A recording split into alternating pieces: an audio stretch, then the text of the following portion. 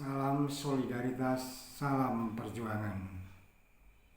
Alhamdulillah, pada kesempatan ini saya bisa menyampaikan tutorial saya yang keenam. Pada video yang keenam ini saya akan menyampaikan unsur pendahuluan yang ketiga.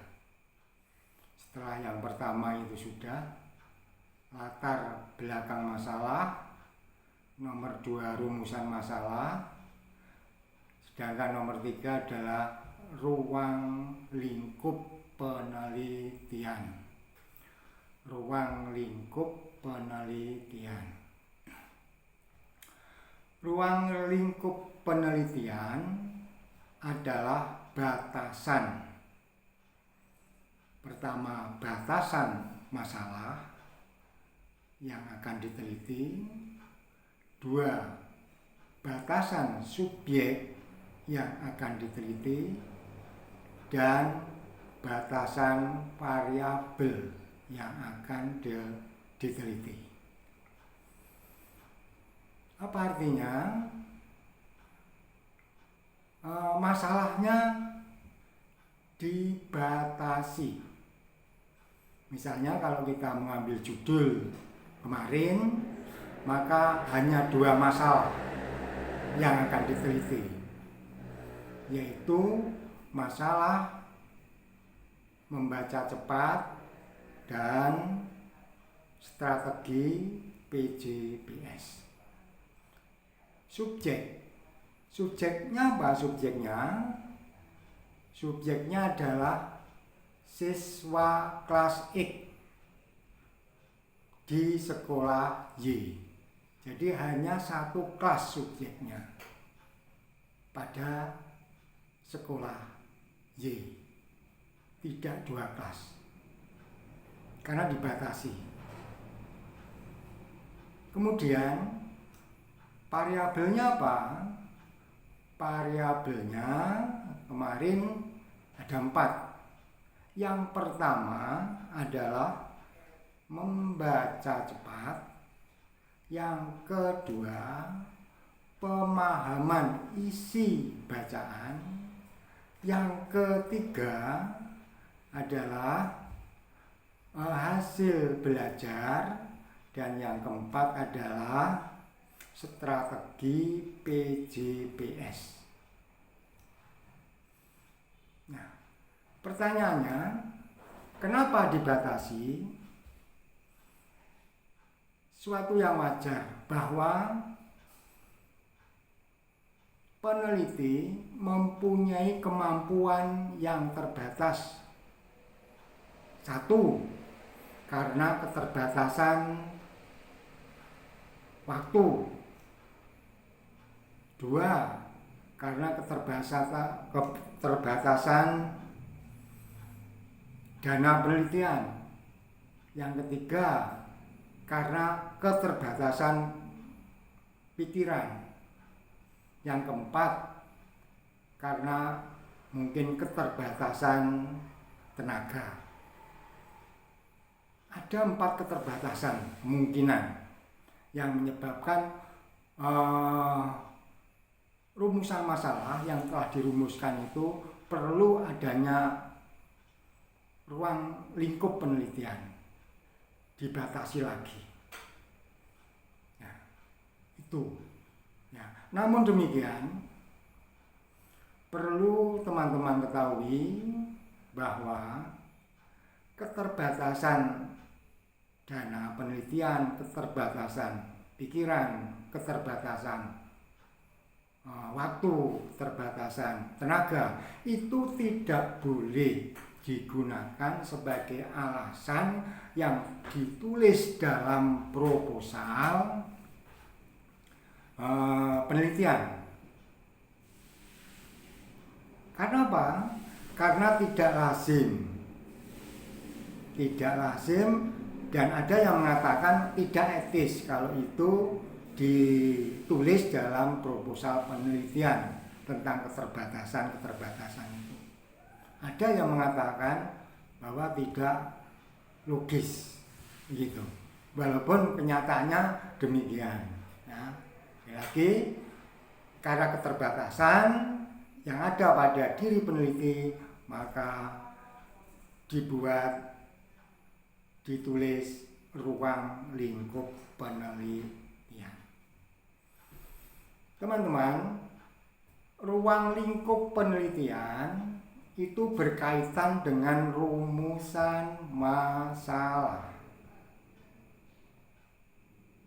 Kenapa demikian? Rumusan masalah itu sudah difokuskan masalahnya. Namun demikian,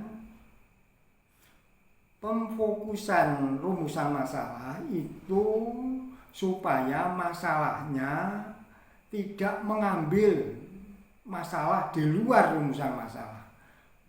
Tidak mengambil masalah di luar rumusan masalah. Itu. Namun di dalam rumusan masalah itu dimungkinkan diidentifikasi bahwa masalah, variabel, mungkin subjek penelitian itu bisa tidak semua ditindaklanjuti dalam penelitiannya.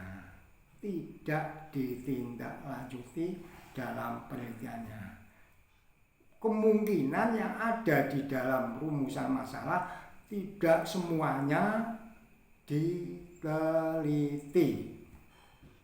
Ya, kemungkinan.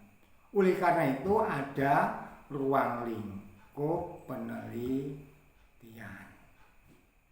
Nah, sebagai contoh yang konkret, ya, biar lebih jelas.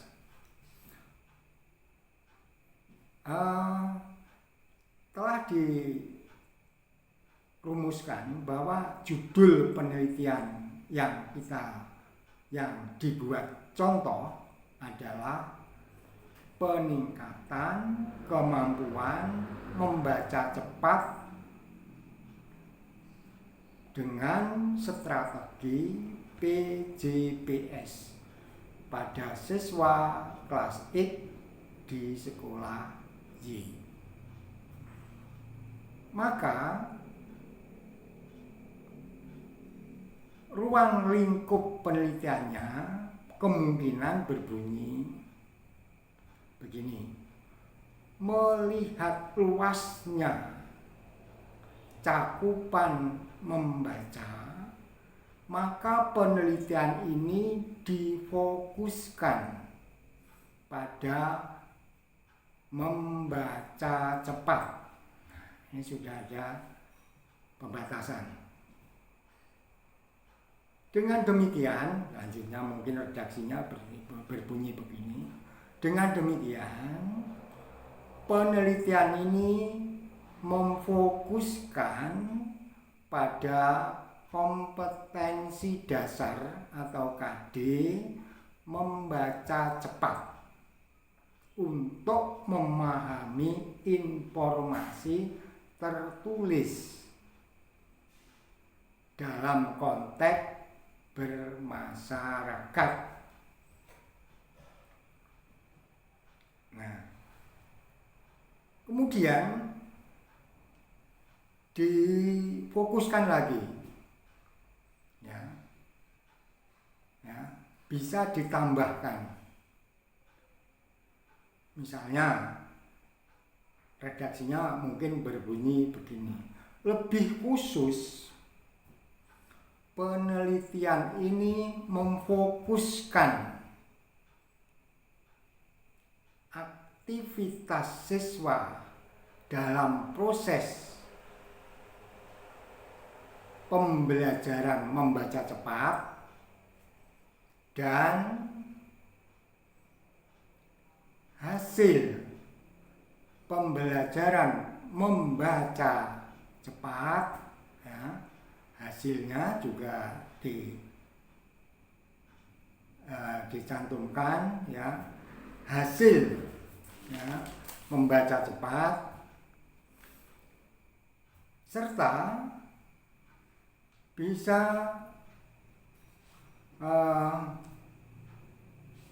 selain hasil bisa kita cantumkan misalnya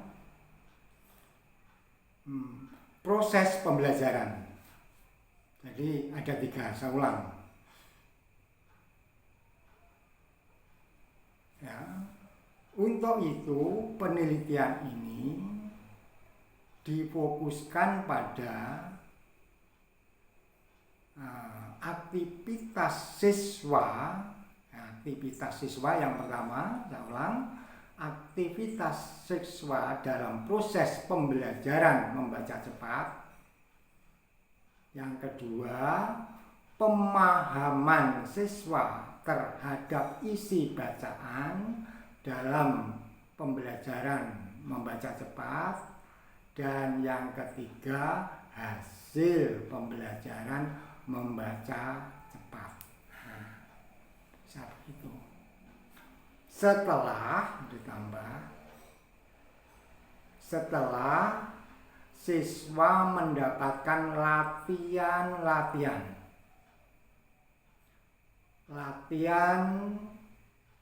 meningkatkan jangkauan mata, memperluas jangkauan mata, dan mengurangi regresi mata serta mengembangkan skemata. Tuh. Dari gambaran itu, teman-teman, kita bisa mengetahui agak utuh pola pemikiran dalam penelitian ini. Judulnya peningkatan. Apabila siswa diminta untuk latihan atau berlatih mempercepat jangkauan mata, memperluas jangkauan mata dengan berbagai variasi latihan-latihan, juga belajar mengurangi regresi gerakan mata yang kembali itu, juga mengembangkan skematanya. Menurut teman-teman, kira-kira ada peningkatan atau tidak kecepatan membaca siswa? Kalau siswa terus dilatih dengan berbagai variasi latihan-latihan untuk mempercepat membaca dan memahami si bacaan, ya, ini ya dipastikan bahwa kecepatan membaca siswa akan meningkat. Karena apa?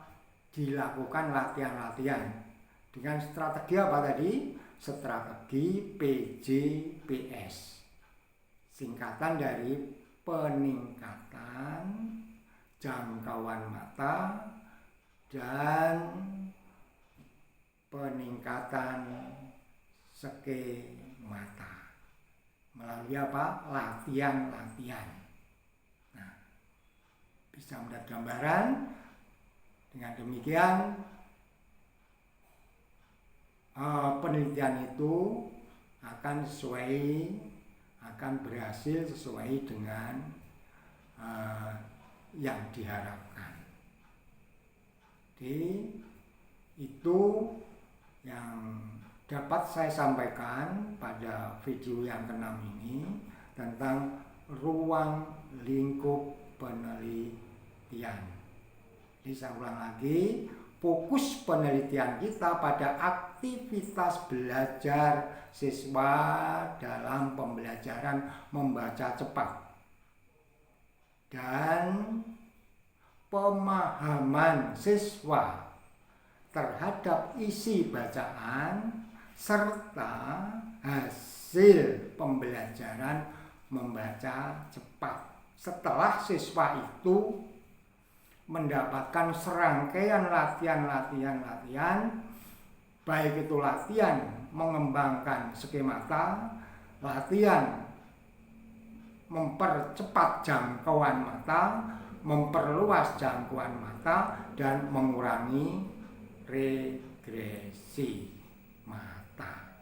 Ya, demikian, tetap semangat dan salam perjuangan, salam solidaritas.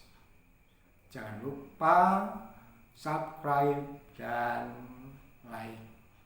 Ikutilah video kami berikutnya dan selamat bekerja. Wassalamualaikum warahmatullahi wabarakatuh.